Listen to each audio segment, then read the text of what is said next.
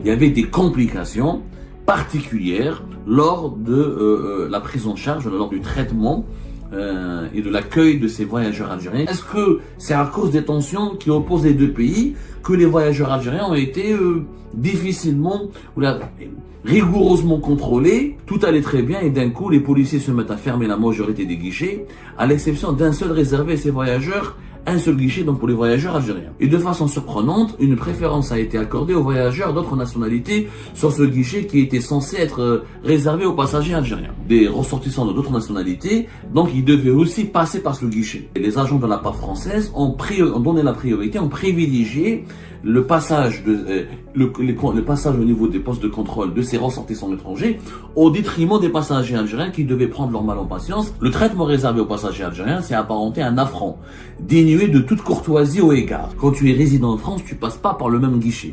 Or, ce jour-là, apparemment, tout le monde est passé par le même guichet.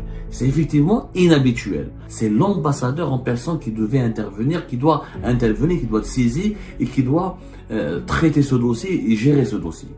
Il n'y a pas d'ambassadeur, malheureusement, et voilà. Depuis 6 mois, on n'a pas d'ambassadeur. Cette affaire a été médiatisée, cette affaire aurait pu passer inaperçue. En fait, personne n'avait entendu parler de cette affaire. L'accueil, on va dire, bon, certains le qualifient de difficile, de chaotique, les complications. Voilà. Pour être juste, pour être dans la modération, pour être neutre, il y avait des complications particulières lors de la prise en charge, lors du traitement et de l'accueil de ces voyageurs algériens qui ont pris le vol AH1230 le 24 janvier 2025. Cette affaire a pris, disons, elle a explosé ou elle a connu, elle est devenue une polémique, grâce ou à cause, voilà, c'est selon les tendances et les sensibilités des uns et des autres, grâce ou à cause du témoignage du réalisateur algérien Bachir Derraïs.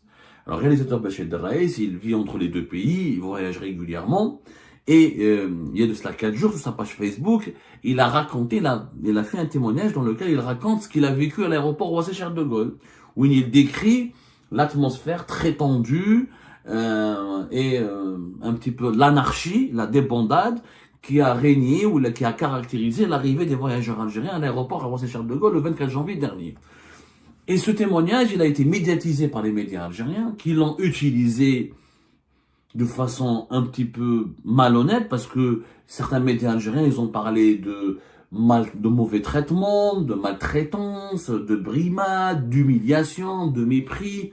Ce que Bachir Derraïs n'a pas vraiment dit dans son témoignage. Bachir Derraïs, je vous laisse son témoignage, il a juste raconté son expérience, il a mal vécu, ça a été très difficile, cette prise en charge des voyageurs algériens, elle a été difficile, particulière, et Bachir Derraïs, dans son témoignage, il s'est posé des questions. Est-ce que c'est à cause des tensions qui opposent les deux pays que les voyageurs algériens ont été difficilement, ou rigoureusement contrôlés, et on va dire, mal accueillis, voilà.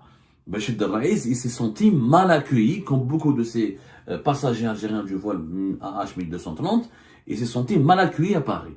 Alors, je vous lis le témoignage. Depuis 3 décennies, je partage mon expérience entre Paris et Alger, empruntant régulièrement le vol qui relie ces deux capitales.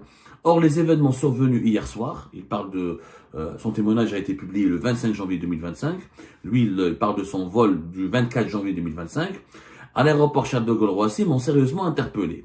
La discipline habituelle de la police aux frontières française a été soudainement mise à mal par l'arrivée massive de passagers du vol AH1230 en provenance d'Alger. Tout allait très bien et d'un coup, les policiers se mettent à fermer la majorité des guichets, à l'exception d'un seul réservé à ces voyageurs, un seul guichet donc pour les voyageurs algériens. Il confirme ce que je vous ai dit. Et de façon surprenante, une préférence a été accordée aux voyageurs d'autres nationalités sur ce guichet qui était censé être réservé aux passagers algériens. Donc, visiblement, il y avait un autre vol d'une autre compagnie étrangère, des ressortissants de d'autres nationalités, donc ils devaient aussi passer par ce guichet. Et les agents de la part française ont donné la priorité, ont privilégié le passage au niveau des postes de contrôle de ces ressortissants étrangers au détriment des passagers algériens qui devaient prendre leur mal en patience et attendre encore davantage et patienter et attendre dans des queues interminables, une queue assez énorme, dans une file d'attente assez énorme, en attendant que les passagers d'une autre compagnie, d'autres ressortissants étrangers puissent être contrôlés et puissent passer les postes de contrôle. Et de façon surprenante, nous raconte Bachir Raïs, une préférence a été accordée aux voyageurs d'autres nationalités sur ce guichet qui était censé être réservé aux passagers algériens, laissant les Algériens pour la plupart détenteurs de visa, craignant un refus d'entrer dans une situation de désarroi. Incapables de manifester leur désapprobation, cette situation a fini par provoquer une anarchie et beaucoup ne se sont pas laissés faire. Les procédures de contrôle d'une longueur inhabituelle ont dépassé en durée le temps de vol lui-même. Donc, le temps de vol c'était 2 heures, les procédures de contrôle de la part française ont duré apparemment entre presque 3 heures. Ça m'a été confirmé aussi par d'autres témoignages, ce que raconte Bachir Raïs. Le traitement réservé aux passagers algériens s'est apparenté à un affront, dénué de toute courtoisie au égard. Donc Bachir Raïs a parlé d'affront. Justement, c'est les mots qui ont été utilisés par Bachir Raïs, qui ont été ensuite qui ont sonné, qui ont interpellé d'autres médias algériens. Affront, dénué de toute courtoisie au égard. Bon, Bachir Raïs, il raconte ce qu'il a vécu, le ressenti. Affront, ça ne veut pas dire qu'ils ont été humiliés ou là ils ont été. En fait, moi j'ai parlé avec Bachir Raïs, je lui pose des questions. Il m'a pas décrit des comportements violents de la part française ou des comportements agressifs. C'est-à-dire le fait de les avoir mis dans une file d'attente pendant très longtemps, le fait que les contrôles ont duré pratiquement 3 heures, qu'ils étaient plus rigoureux et plus minutieux que d'habitude, et le fait qu'il y avait qu'un seul guichet. On vient, on débarque d'un avion, c'est fatigant, c'est épuisant, c'est exténuant. C'est pas, vous savez, les contrôles au niveau des aéroports, c'est jamais une partie de plaisir. Donc, il y avait, les passagers algériens ont ressenti qu'ils étaient très très mal accueillis, qu'ils n'étaient pas les bienvenus en France. Et comme il y a des tensions politiques entre les deux pays, les voyageurs algériens ont commencé à avoir des interprétations de cette situation qu'ils n'avaient pas l'habitude de vivre. Parce qu'effectivement, dans les aéroports parisiens, ça a toujours été bien organisé, discipliné, il y a plusieurs guichets, des contrôles, les personnes qui sont contrôlées sont mises à l'écart, on leur pose des questions et les familles, les personnes âgées sont traitées avec des égards ou avec de la courtoisie. Ça n'a pas été le cas selon le témoignage de Bachir Raïs. Il convient de s'interroger sur la nature de ces désagréments. Résulte-t-il d'une malheureuse coïncidence où la France, en raison des tensions diplomatiques avec l'Algérie et face à son impuissance à plier le pouvoir algérien, aurait-elle adopté une démarche punitive à l'encontre de citoyens ordinaires? Parmi eux, 2 individus vulnérables, tels que des aînés ou des personnes souffrant de maladies de retraités en fauteuil roulant, ont été négligés, compromettant leur correspondance et perturbant leur séjour et planning. Donc, Bachir Raïs s'est interrogé, il n'a pas affirmé, il a dit est-ce qu'il s'agit d'une mesure punitive, comme il y a eu des problèmes entre la France et l'Algérie en ce moment, comme il y a toujours des problèmes entre les autorités françaises et les autorités algériennes, est-ce que les autorités françaises ont décidé de punir les ressortissants algériens, les voyageurs algériens, en les soumettant à des contrôles, on va dire, plus rigoureux que d'habitude, plus rigoureux que les contrôles auxquels qui sont appliqués sur d'autres voyageurs de d'autres nationalités provenant de d'autres pays. Voilà, donc Bachir Raïs, effectivement, il l'utilise, ça se voit qu'il a été ému, ça se voit qu'il a été fatigué, ça se voit qu'il a été stressé par sa situation, donc il se pose des questions. Est-ce qu'il y avait une punition? Mais il ne l'affirme pas, il fait pas d'affirmation. La preuve, il dit, espérons que cet incident n'est qu'un simple dépassement isolé, il y ait un manque d'effectifs et non un acte délibéré. Donc, il dit pas que c'est un acte délibéré, Bachir Raïs. Il espère, il n'a pas de réponse, il se pose des questions. Il a juste assisté à 2 individus vulnérables, c'est-à-dire des personnes âgées qui étaient sur des chaises roulantes et qui ont été négligées, qui n'ont été pas suffisamment pris en charge c'est-à-dire leur santé fragile n'a pas été suffisamment pris au sérieux par les agents de la part française. En conclusion, affirme Bachir Raïs, il est indispensable de se pencher sur la problématique de la diaspora algérienne qui compte 3 millions de personnes dans le contexte où l'Algérie a retiré son ambassadeur en France depuis plusieurs mois. Cette communauté réside dans un pays marqué par une influence prégnante des courants politiques de droite et d'extrême droite au sein de ses institutions clés. L'absence de représentation diplomatique adéquate pour ses ressortissants ne peut être tolérée. Par conséquent, il est primordial pour l'Algérie de rechercher activement des solutions pour maintenir le lien et garantir la protection de ses citoyens à l'étranger. Voilà ce que Bachir Raïs a raconté. Il a donné un avis, un commentaire. Bon, est-ce qu'il a exagéré? Ça c'est le ressenti de Bachir Raïs. Bachir Raïs a ressenti cette situation. Voilà, il a décrit une situation désagréable. Il parle de désagrément, de complications. Il parle de négligence, de maladresse. C'est le ressenti d'un voyageur qui a mal vécu son arrivée ou on va dire les complications auxquelles il a été confronté lors de son arrivée à Roissy-Charles de Gaulle.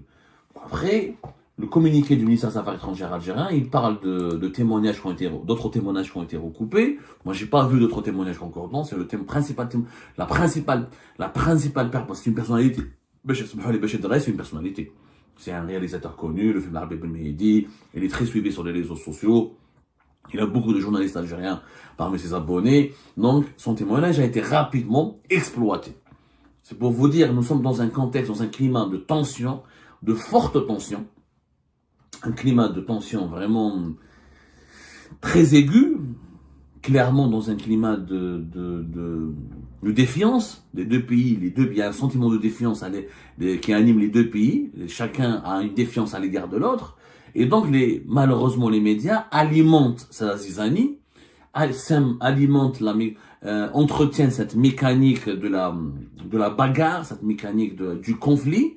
Et ils ont exploité le témoignage de Béchir Drais pour dire que, voilà, les Algériens ont été mal accueillis, maltraités, insultés, humiliés, rabaissés. Béchir Drais ne dit pas réellement cela. Béchir Drais, il dit qu'il y a eu des complications, il y a eu des désagréments, et il se pose des questions, est-ce que c'était punitif, est-ce que c'était des mesures punitives? Mais il n'a pas la réponse.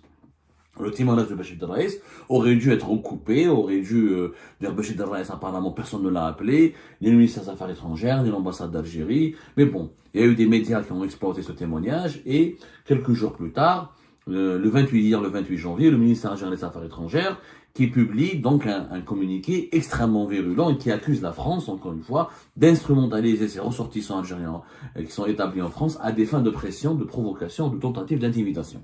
Pour le moment, les autorités françaises n'ont pas répondu. Nous allons leur poser la question, nous allons envoyer des questions au Quai d'Orsay, au ministère français des Affaires étrangères. Nous allons même essayer d'envoyer des questions au ministère de l'Intérieur, parce que la police aux frontières relève de la Direction générale de la police nationale en France. Est-ce qu'il y a eu des mesures punitives? Est-ce qu'il y a eu des mesures coercitives? Est-ce qu'il y a eu des mesures discriminatoires à l'égard des Algériens et des Algériens? Si c'était vraiment le cas, pourquoi il y a chaque jour une dizaine de vols? Il y a vraiment une dizaine de vols aujourd'hui. Chaque jour, il y a une dizaine de vols entre l'Algérie et les grandes villes françaises. Même, je dirais même des dizaines de vols. Si on comptabilise tous les vols des compagnies algériennes à Algérie et françaises, Transavia, Air France et d'autres, entre les deux pays. C'est vraiment de très nombreux vols chaque jour. Pourquoi les autres vols dans d'autres villes françaises n'ont pas eu les mêmes complaintes, n'ont pas formulé les mêmes, n'ont pas témoigné du même malaise? Donc, je pense, moi, à mon avis, pour le moment, je pense que rien ne permet de dire que les autorités françaises ont pris des mesures punitives contre les ressortissants algériens établis en France. Je crois que ce serait excessif de la filmer au stade actuel où les événements sont en train de se dérouler sous nos yeux. Au stade actuel, des informations qui nous parviennent sur les événements qui se déroulent dans les aéroports français. Maintenant, effectivement, les autorités françaises, je pense qu'elles devraient s'expliquer, elles devraient répondre. Cela relève de la souveraineté d'un pays de contrôler les passagers les voyageurs qui viennent dans notre pays, notamment quand ces voyageurs ne sont pas des résidents, parce que quand on arrive en France, normalement, il y a deux guichets. Les guichets, tu as les personnes qui sont résidentes en France, qui ont une résidence. Ce ne sont pas les mêmes guichets des personnes qui sont des voyageurs et des visiteurs étrangers. Ça, ils ont juste un visa. Quand tu es résident en France, tu passes pas par le même guichet. Or, ce jour-là, apparemment, tout le monde est passé par le même guichet. C'est effectivement inhabituel. C'est inhabituel. Est-ce que parce qu'il y avait un manque d'effectifs, parce que c'était 21h et quelques, 22h, la fin de semaine, la veille d'un week-end, je ne sais pas. Généralement, dans les aéroports français, vraiment, ça se passe beaucoup mieux que cela. Ça se passe beaucoup mieux. Nous allons essayer d'enquêter, mais je pense qu'il faut maintenant faire attention. Il ne faut pas entretenir cette mécanique des tensions permanentes entre les deux pays. Personne n'est gagnant. Il faut pas mettre de l'huile sur le feu à chaque fois qu'il y a un problème ou une incompréhension entre l'Algérie et la France. Franchement, l'Algérie a le droit, effectivement, de demander des explications à la France concernant s'il y a eu des mauvais traitements infligés à ses ressortissants. Mais là, c'est un cas isolé. Bon, on parle de Orly. Moi, j'ai pas eu de témoignages concernant des passagers à Orly qui ont été maltraités ou qui ont été mal accueillis. C'est le principal affaire. L'incident concerne l'aéroport Roissy-Charles de Gaulle. Je pense qu'il faut appeler un apaisement, clairement. Et je pense que je suis d'accord avec Béchir Drais. C'est le rôle de l'ambassadeur algérien. C'est pas le ministère des Affaires étrangères à Alger qui devait réclamer des explications aux autorités françaises. c'est l'ambassadeur algérien à Paris, c'est à l'ambassade d'Algérie en France d'intervenir. L'ambassade d'Algérie, il y a des services consulaires, il y a tout un staff.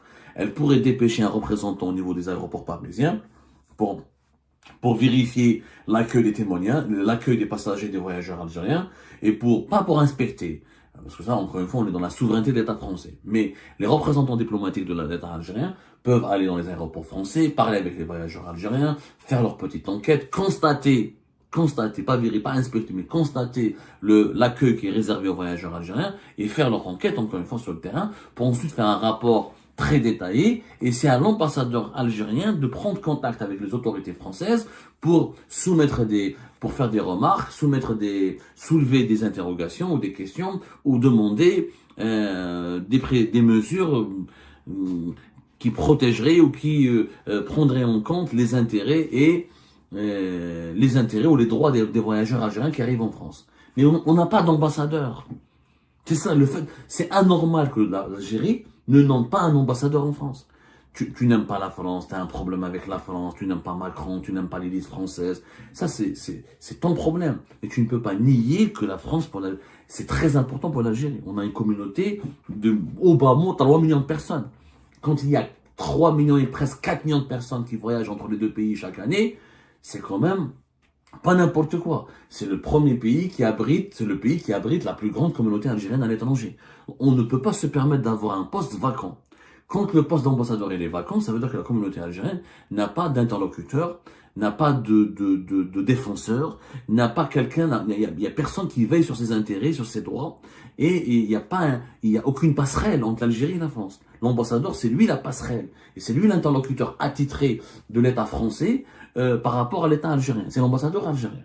Le poste est les consuls, c'est pas leur boulot. Les consuls, leur boulot, c'est juste s'assurer de certaines procédures administratives dont ont besoin les ressortissants algériens en France. Leurs papiers, les passeports, les cartes consulaires, les actes de naissance, etc. C'est vraiment les affaires courantes. Dans des dossiers qui engagent les intérêts ou les droits ou les devoirs ou les potentielles violations ou atteintes aux droits des ressortissants algériens en France, c'est l'ambassadeur en personne qui doit intervenir, qui doit être saisi et qui doit traiter ce dossier et gérer ce dossier. Il n'y a pas d'ambassadeur, malheureusement, et voilà. Depuis 6 mois, on n'a pas d'ambassadeur.